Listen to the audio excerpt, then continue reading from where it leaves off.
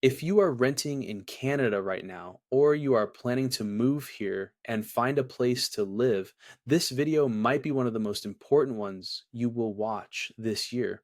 I am not saying that to be dramatic. I am saying that because the rental market in this country has changed so much in the last couple of years that the old advice, the stuff your friends told you, the things you read online 2 or 3 years ago, most of it does not apply anymore.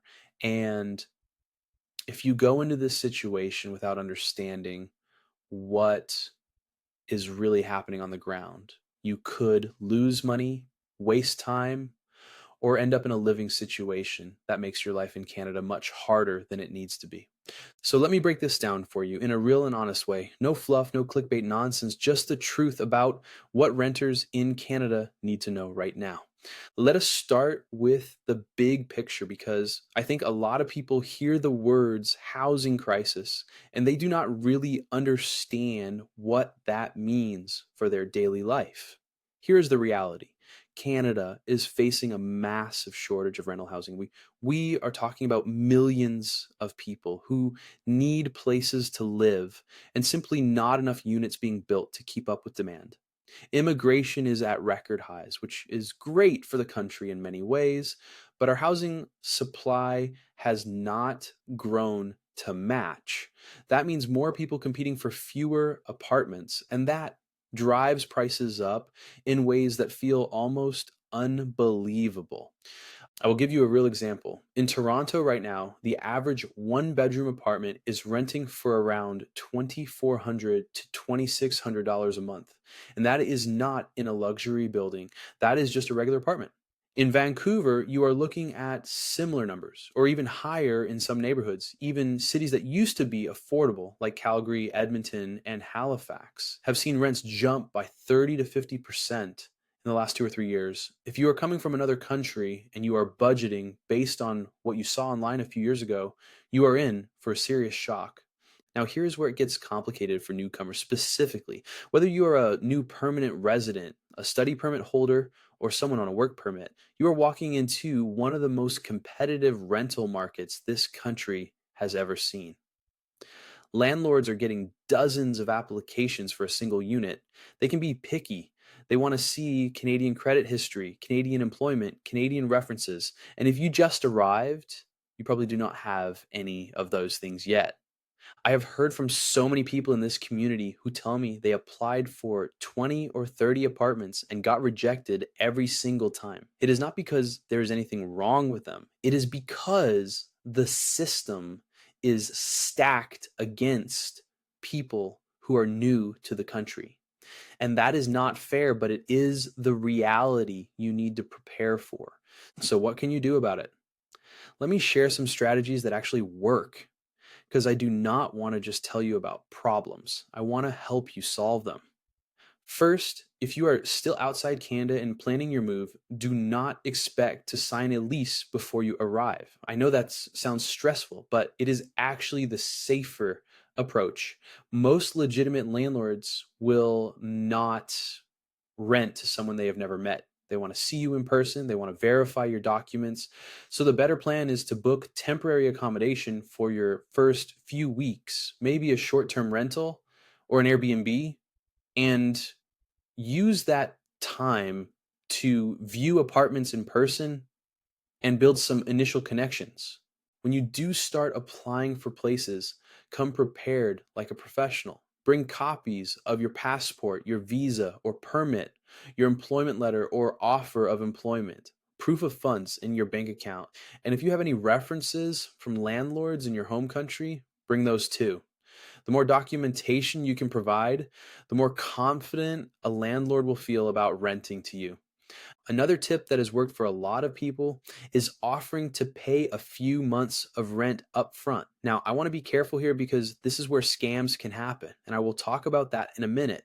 But if you're dealing with a legitimate landlord and you have the funds available, offering 3 or 4 months up front can sometimes make the difference between getting approved or getting passed over.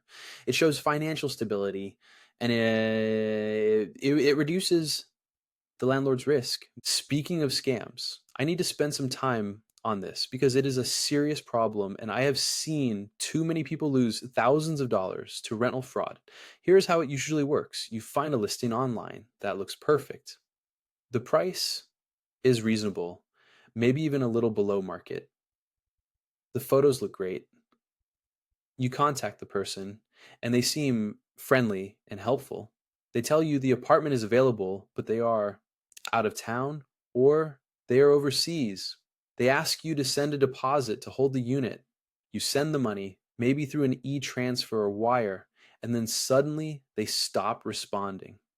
The apartment was never theirs to rent. Sometimes it does not even exist. Sometimes it is a real apartment, but the person showing it has no connection to the actual owner. This happens more than you would think, especially to newcomers who are desperate to secure housing before they arrive. So please, never send money for an apartment you have not seen in person. Never sign a lease with someone who will not meet you face to face. If a deal seems too good to be true, it probably is. Always verify that the person you are dealing with is actually the owner or a licensed property manager. You can check property records, ask for identification, or even do a quick search to see if others have reported that listing as a scam. I share this because I genuinely care about the people who watch this channel. I know how hard you have worked to come to Canada. I know how stressful it is to find a home in a new country. And the last thing I want is for you to lose your savings to someone who is taking advantage of your situation. Now, let me talk specifically to students for a moment because your situation is unique.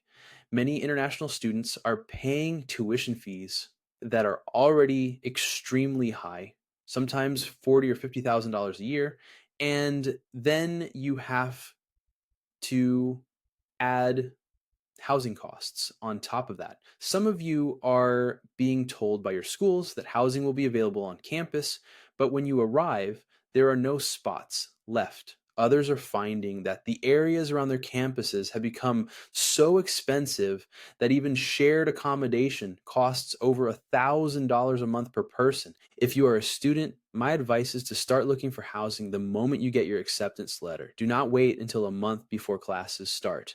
Join Facebook groups for your specific school, connect with student associations, reach out to other students who arrived last year and ask them where they found housing and what the process was like. The more information you gather early, the better position you will be in. Also, be realistic about what you can afford.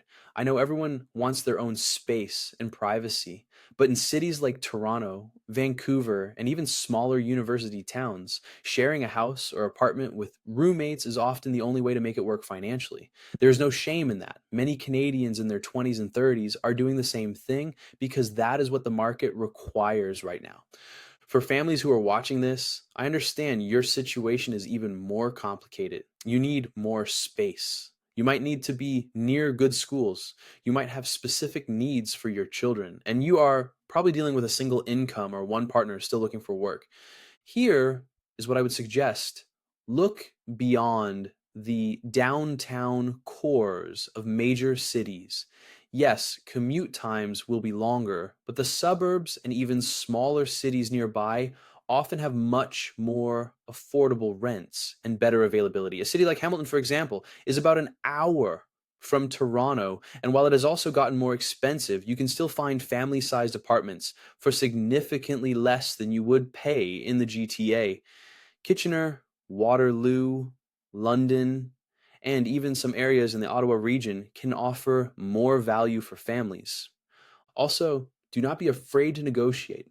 I know in this market it feels like landlords have all the power, but if you present yourself well, if you show stability and reliability, and if you are willing to sign a longer lease, some landlords will work with you on price or terms.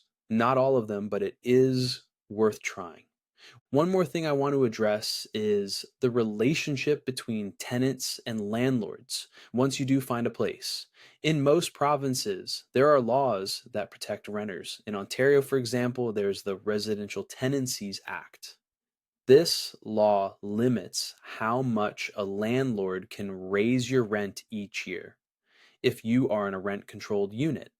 It also lays out the process a landlord must follow if they want to evict you. Knowing your rights is incredibly important because some landlords will try to take advantage of tenants who do not know the rules. If a landlord tells you they are raising your rent by $500 with no notice, that is probably illegal. If they try to evict you without following the proper process, you have the right to challenge that. Organizations like legal aid clinics and tenant advocacy groups can help you if you ever find yourself in a dispute. Do not be afraid to reach out and ask for help. I want to take a moment here to thank everyone who has been watching this channel and supporting this community. If you have made it this far in the video, it tells me you are serious about understanding your situation and making smart decisions. That means a lot to me.